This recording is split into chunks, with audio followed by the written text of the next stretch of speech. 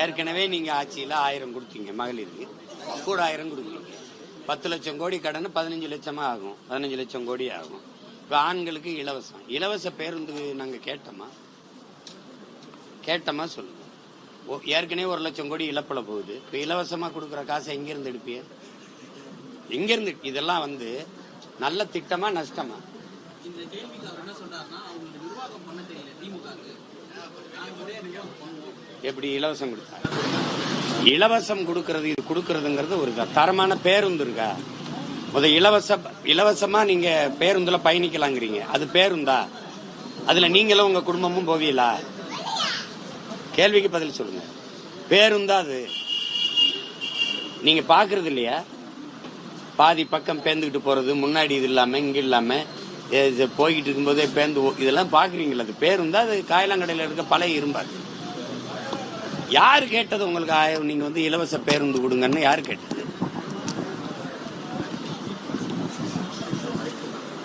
யாரு கேட்டது? இலவச பேருந்துல போறதுக்கு என்ன மரியாதை கொடுத்தீங்கன்னு பாத்தீங்கல்ல? மகளிர்லாம் சொல்லலையா?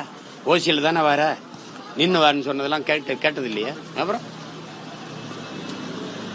இதெல்லாம் ஒரு நலத்திட்டம்னு சொல்ல வரீங்களா? வீடு ஏற்கனவே அம்மா வந்தா அம்மா வீடு, ஐயா வந்தா ஐயா வீடுன்னு கட்டி கொடுத்துட்டு தான் இருந்தீங்க. அந்த வீட்டுல நீங்க குடியிருப்பீங்களா? இல்ல உங்க பிள்ளைகள் யாராவது இருப்பாங்களா? அது வீடா கோழிக்கூடா? கொஞ்சம் பெரிய கோழிக்கூடு, அவ்வளவுதானே. புதுசா ஏதாவது சொல்ல சொல்லுங்க, ஆக்கப்பூர்வமா ஏதாவது சொல்ல சொல்லுங்க.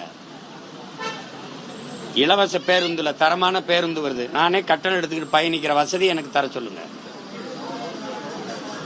1000 ரூபாயில 2000 கூட இல்ல, மாசம் 20,000 ஈட்டிக் கொள்ளக்கூடிய வேலை வாய்ப்பை என் தாய்மார்களுக்கு கொடுக்க சொல்லுங்க. பண்டிகை நேரத்தில் பிரதமர் நரேந்திர மோடி தமிழ்ல வாழ்த்து சொல்றாரு. ஆனா தமிழர்களுக்கு எதுவுமே பண்ணாம இருக்கிற தொடர்ச்சியா விமர்சனங்கள் வந்துட்டே இருக்கு.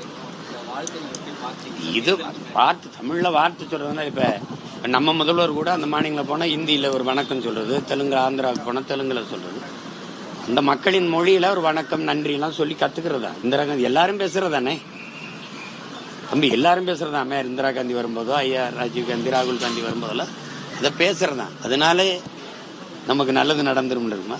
கோழிக்கு இற போடும்போது கோழி மொழியில தான் பேசிங்க, பக் பக் பக் பக்னு. நம்ம ஆள் அது இறதிங்க வரும், அடுத்த அரை மணி நேரத்துல குழம்பு சட்டியில கொதிச்சுக்கிட்டு இருக்கும்.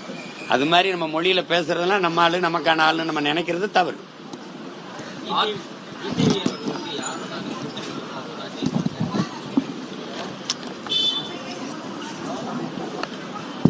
அது ஐயாவுடைய நம்பிக்கை, அவருடைய முடிவு. அதுல என்ன சொல்றது? இப்ப நான் யாரோட கூட்டணி வைக்கிறேனோ அந்த கூட்டணி கட்சி தோத்து போகும்னு சொல்ல முடியுமா? ஒரு தலைவர் ஜெயிக்கும் தான் சொல்லணும். அப்பதான் அவரை நம்பி நிக்கிற தொண்டர்கள் உற்சாகம் அடைவாங்க. ஒரு தலைவன் அப்படிதானே சொல்லணும். அதான் அவருடைய கருத்தை. அதை நம்ம நான் போய் பேசிட்டு கொண்டு ஆட்சி அதிகாரத்தில் பங்கு அப்படின்ற கோரிக்கை இந்த சட்டமன்ற தேர்தலில் மிக அதிகமா பேசப்பட்டு வருது. யாரு ஆட்சி அதிகாரத்துல பங்குன்னு சொல்றது? இல்ல, ஆட்சி அதிகாரத்துல பங்குன்னு சொல்றது யாரு? காங்கிரஸ் கேக்குறாங்க. திமுக அலைன்ஸ்ல இருக்கிறாங்க. அதிகமா பேசப்படுது. எப்படி அது தெரியல. ஆட்சி அதிகாரத்தில் பங்குன்னா உங்க கொடுக்கறதும் கொடுக்காதான் அவங்க கூட்டணியில் இருக்கிற கட்சி தலைமைகள் எடுக்க வேண்டிய முடிவு. அதில் நம்ம போய் கருத்து சொல்ல முடியாதுல்ல. இன்னைக்கு டெல்லியில மீட்டிங் போகுது சார். அதான் இந்த தேர்தல் எப்படி இருக்கும் நீங்க கணிக்கிறீங்க சார்? ஏன்னா உங்களுடைய நிலைப்பாடு ஆட்சி முறையில் மாற்ற வேண்டும் நீங்க சொல்றீங்க.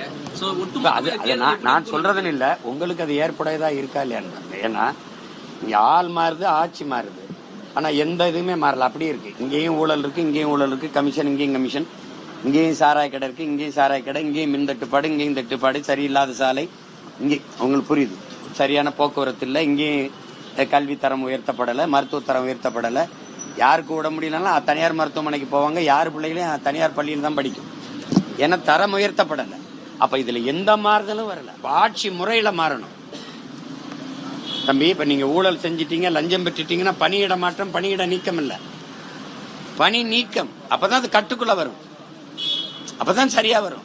அப்ப நான் என்ன நினைக்கிறேன், கல்வி மருத்துவம் இதையெல்லாம் தரமா கொடுத்துட்டேன் என் நாட்டு குடிகளுக்குன்னா உங்களுக்கு செலவு மிச்சமாயிருது. நீங்க ஒரு காவல்துறை அதிகாரி, உங்க பிள்ளைய நான் நல்லா படிக்க வச்சிடறேன், அது நாட்டின் செல்வம் இல்ல, வீட்டின் செல்வம் இல்ல, நாட்டின் செல்வம்னு படிக்க வச்சிடறேன். உங்கள் தாய்க்கு முடியல, அவள் வீட்டின் தாய் இல்ல, நாட்டின் தாய், தேசத்தின் தாய்ன்னு நான் மருத்துவம் பார்த்துறேன். ₹1 1 கோடி வேற நான் வைத்தியம் பாக்குறேன். அப்ப அந்த செலவு தரமான மருத்துவத்தை கொடுத்துறேன். அப்ப உங்களுக்கு செலவு மிச்சம். அப்ப நீ 26,000 சம்பளம் வாங்கினீங்கன்னா மேல உங்களுக்கு வருவாய்க்கு அதிகமா கைவிட்டு பெற வேண்டிய தேவையில்லாம போயிருது. அதுக்கு மேல பெற்றால் உனக்கு கடும் தண்டனை தான் அது கொடுக்கணும். அப்படி ஒரு நிர்வாகம் இல்லை இங்க. அப்ப ஆட்சியின் முறை மாறணும். இப்ப பணி நியமனமா பணம் கொடுக்கணும், பணியிட மாற்றமா பணம் கொடுக்கணும், பணி உயர்வா பணம் கொடுக்கணும். அப்படின்னா எப்படி சொல்லுது? இது ஜனநாயகம் இல்ல, கேடுகட்ட பணநாயகம். அதுதான் அதை மாத்தணுங்கிறேன். ஜனநாயகம் அது தெரியல. ஒரு படத்துக்கு இவ்வளவு கால நீட்டிப்பு தேவையில்லைங்கிறதா என்னுடைய கருத்து.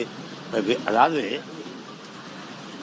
இப்ப அண்ணன் செல்வமணி எடுத்த குற்றப்பத்திரிகை கூட முடக்கப்பட்டுச்சு. அது முன்னாள் பிரதமர் ஐயா ராஜீவுடைய கொலையை பற்றி வந்ததுன்ட்டு இது பண்ணாங்க. அது அப்புறம் மறுபடியும் அதை பல நீக்கத்தை செஞ்சு மறுபடியும் ரொம்ப தாமதமா வந்துச்சு. இப்ப நான் நடிச்ச ஒரு என் தம்பி சண்முக இயக்குன அடங்காதை கூட பல 500 இடத்துல நீக்கியிருக்காங்க, ஒலியை அல்லது காட்சியை.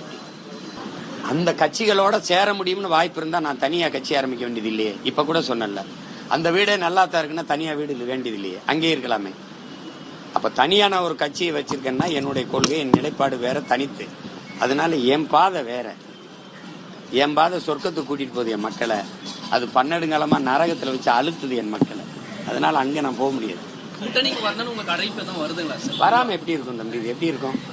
1 விழுக்காடு 2 விழுக்காடு வாக்கு வச்சிருக்கவங்களுக்கு இவ்வளவு வாய்ப்புகளும் சீட்டும் நோட்டும் பேரம் பேசப்படும் போது எனக்கு பேசியிருக்க மாட்டாங்கன்னு எப்படி நம்புறீங்க? நான் அதை விரும்பல, அதை செய்ய மாட்டேன், அந்த தவறை செய்ய மாட்டேன். படிப்பறிவிலும் மேலானது பட்டறிவுங்கிற நோக்கத்தை கொண்டவன், நான் கொள்கையை கொண்டவன். என் முன்னவர்கள் பட்டதுல இருந்து நான் இப்ப குறிப்பா ஐயா விஜயகாந்த் அவர்களுக்கு 10.5 விழுக்காடு வாக்கு இருந்துச்சு தனியா நிற்கும் போது. இன்னைக்கு என்ன வாக்கு இருக்குன்னு நினைக்கிறீங்க? காரணம் இங்க கூட்டணி வச்சதுனால குறையுது. நம்பிக்கையை இழக்கிறோம், தனித்துவத்தை இழக்கிறோம். அதை நான் இழக்க கூடாதுன்னு நினைக்கிறேன். அது வெறும் தேர்தல் அறிக்கை தானே, புதுசா ஒண்ணும் இல்லையே. இந்த 1000 ரூபாய் கொடுத்ததுல கூட 1000 கொடுக்கறதுங்கிற ஒரு அறிக்கை இல்லை. அது ஒரு அறிவிப்பு. ஆனால் அண்ணன் தேர்தல் அறிக்கை கொடுக்கல, எலெக்ஷன் மேனிபெஸ்டோ இல்ல. ஆட்சி எப்படி நடக்கும், எப்படி நடத்தணும்னு ஒரு எப்படி சொல்றது, பைபிள் பகவத்கீதை குர்ஆன் மாதிரி ஒரு அப்படி கொடுக்குறேன். அது ஒரு இது ஒரு இது மாதிரி கொடுக்குறேன். நான் இல்லைனாலும் நீங்க ஆட்சி செய்யலாம். படிச்சு அண்ணன் சொல்லிக்கிறது சரியா தானே இருக்குது, இதை வச்சு ஆட்சி செய்யலாமே. கல்விக்கேற்ற வேலை, வேலைக்கேற்ற சம்பளம், அதை கொண்டு வாழ்கிற பெருமை மிக்க வாழ்வுங்கிறார். இலவசத்தை ஒழிப்போம். கையேந்தும் போது தன்மானத்தை இழக்கிறான். தமிழ் பேரினம் அவமதிக்கப்படுதுன்னு நினைக்கிறேன். இந்த இலவசம் வளர்ச்சி திட்டம் இல்ல, கவர்ச்சி திட்டம், வீழ்ச்சி திட்டம்ங்கிறேன். வளர்ச்சி திட்டம் இல்லைங்கிறேன். இலவசத்தால எந்த வளர்ச்சியும் காண முடியாது. இலவசத்துல இழக்கிற பணத்தை எங்கிருந்து ஈட்டுறாயின்னு கேட்டா பதில் ஒன்றை இருக்காது. இலவசம் பெற வேண்டிய ஏழ்மை வறுமையில் இல்லாம மக்களின் வாழ்க்கை தரத்தை உயர்த்தணும். அதுதான் கனவா இருக்க முடியும். அதுக்கான வழியை நான் சொல்றேன். அப்ப நீ அதுபடி ஆட்சி செய்யலாம். அதுதான் நான் கொடுக்க போறேன். 16ல கொடுத்தேன், 21ல கொடுத்தேன், இப்ப 26ல கொடுப்பேன். புத்தகமாவும் கொடுப்பேன், இந்த மாதிரி காணொலி ஆவணமாவும் போட்டு காட்டுவேன். என் ஆட்சியில பேருந்து எப்படி இருக்கு, என் ஆட்சியில பள்ளிக்கூடம் எப்படி இருக்கு, என் ஆட்சியில சாலை எப்படி இருக்கு, என் ஆட்சியில மின் உற்பத்தி விநியோகம் பகிர்ந்தளிப்பு எப்படி இருக்கு. அதை ஏன்னா நான் சொல்லும் போது உங்களுக்கு கற்பனைக்குள்ள ஓடலைன்னா நான் போட்டு காட்டுறேன்.